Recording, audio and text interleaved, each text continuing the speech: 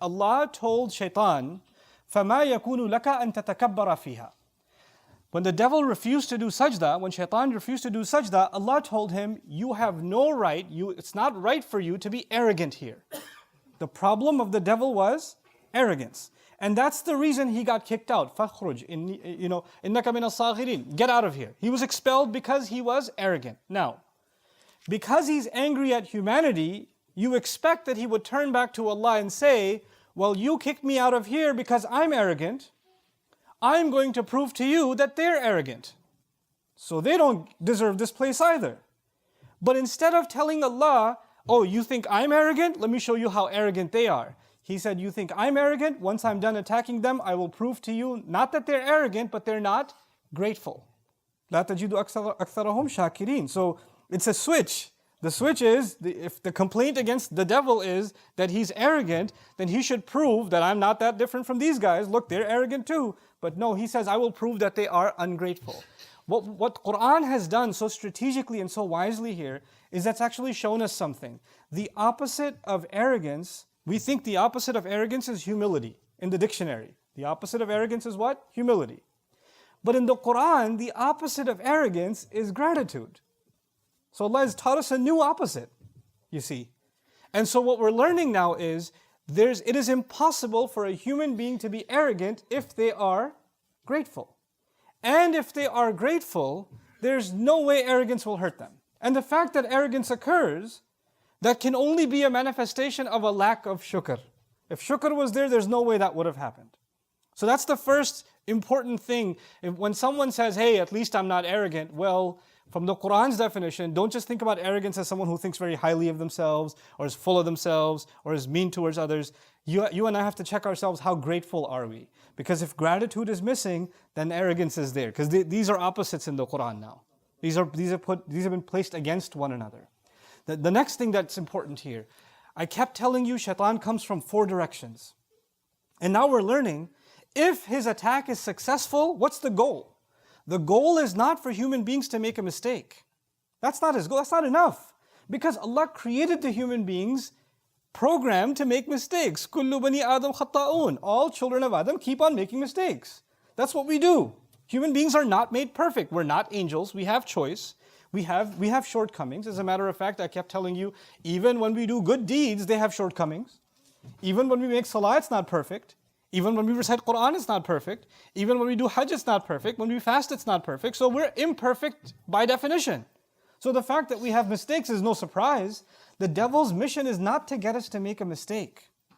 The devil's mission is clear in this ayah.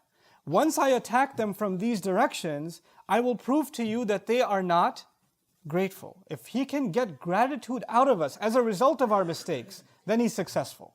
That's actually his goal, to remove the sense of appreciation of Allah and to do things out of the appreciation and the shukr to Allah, our optimistic, feeling towards Allah. If you think about our relationship with Allah, for so many people, their relationship with Allah is based on fear. If you don't pray, Allah is going to burn you. If you don't do this, Allah is going to punish you. Your first impulse of your relationship with the one who made you is that you should be afraid of Him. And though fear is a part of my relationship with Him, the most powerful force inside me that should make me do something for Allah, like pray, like eat halal, like do the right thing, like stay away from evil deeds, is actually gratitude. Allah has done so much for me, the least I can do is these few things. If He can get rid of that feeling, shukr, if He can get rid of shukr, then even if I'm obeying Allah, my heart is missing something. It's not going to have what it really, really needs to be able to carry on. It is out of a sense of gratitude that we are in obedience to Allah. Which is why Fatiha, that calls us to Allah's worship, إِيَّاكَ نَعْبُدُ, begins with gratitude. Alhamdulillah is where it begins, and then we get to worship. Because that sense of appreciation of Allah is what drives us more than anything else. But really what I wanted to spend the majority of this khutbah on is these attacks again, and how each of them, we can be protected from those attacks if we are grateful. Now let me phrase that another way. He said to Allah, I will attack them from 4 sides, and I'll prove to you that they're not grateful. In other words, if they were grateful, these attacks wouldn't have worked. If they're actually grateful, then the attacks will fail. If they have shukr, they're not going to succeed.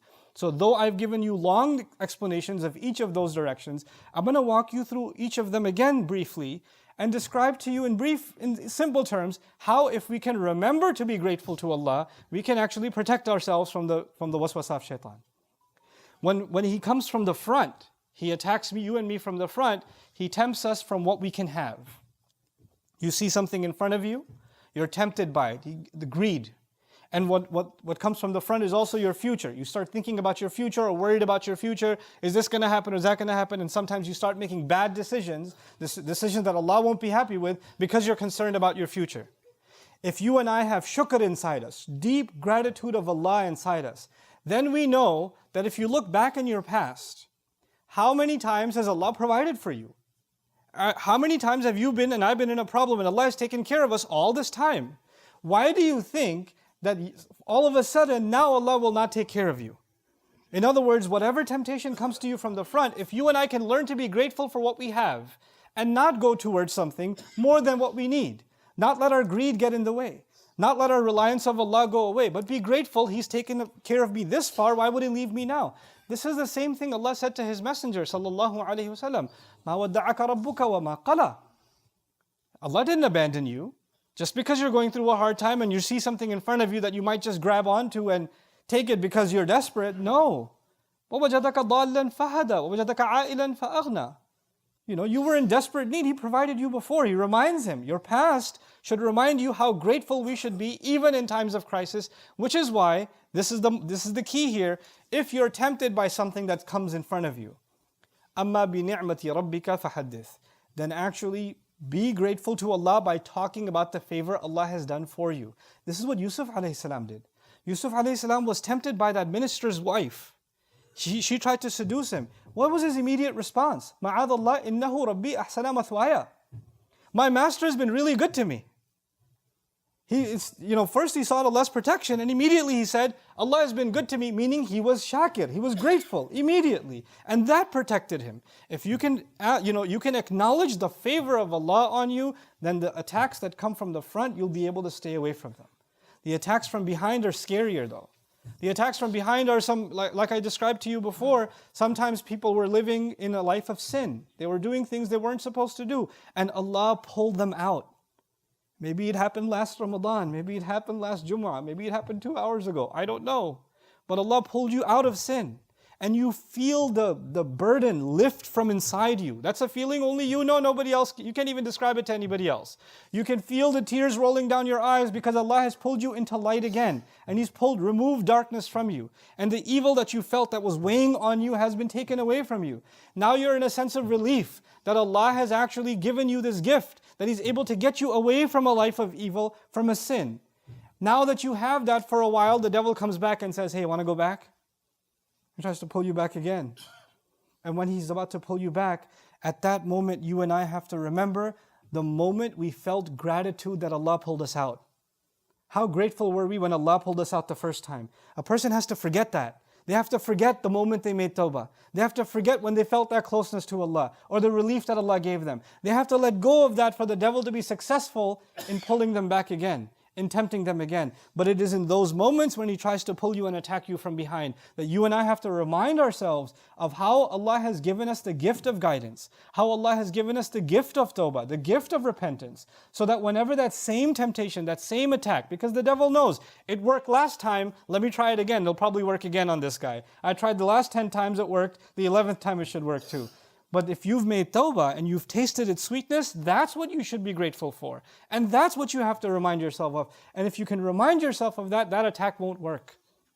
If you can, and speak of it. Actually, if not to anybody else, speak to yourself of it. Ya Allah, you pulled me out of this. I will not let myself fall again. I am grateful for how you pulled me out of this mess. Look at all the evil that came in my life as a result of my mistake. Ya Allah, I'm not going to fall into that again. When you just even have that conversation with Allah, like I said, shukr isn't just a feeling, it has to manifest. And if that's the exercise you have to do, even talk to yourself, do it. Do it, just don't do it in front of people, they'll think you're weird. If you're in your car by yourself, just talk to Allah. And acknowledge to Him that you are not going to be pulled back again by the call of shaitan. I hope you guys enjoyed that video clip. My team and I have been working tirelessly to try to create as many resources for Muslims to give them first steps in understanding the Quran all the way to the point where they can have a deep, profound understanding of the Quran. We are students of the Quran ourselves, and we want you to be students of the Quran alongside us. Join us for this journey on BayyinahTV.com, where thousands of hours of work have already been put in. And don't be intimidated, it's step by step by step, so you can make learning the Quran a part of your lifestyle. There's lots of stuff available on YouTube, but it's all over the place. If you want an organized approach to studying the Quran beginning to end for yourself, your kids, your family, and even among peers, that would be the way to go. Sign up for BayyinahTV.com.